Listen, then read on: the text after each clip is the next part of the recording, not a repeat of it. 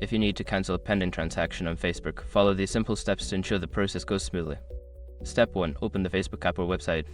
Log into your Facebook account using the app on your mobile device or the website on your computer. Step 2. Navigate to your transactions. Go to the settings menu by clicking on the downward arrow in the top right corner on desktop or tapping the 3 horizontal lines on mobile.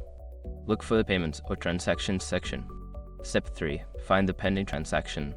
In the Payments or Transactions section, locate the transaction that is currently pending. It should be marked clearly as pending. Step 4. Select the transaction.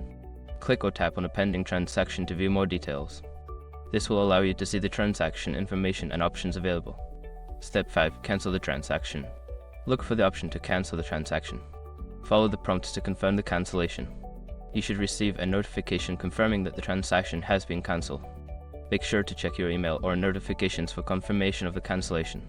If you have any issues, consider reaching out to Facebook support for assistance.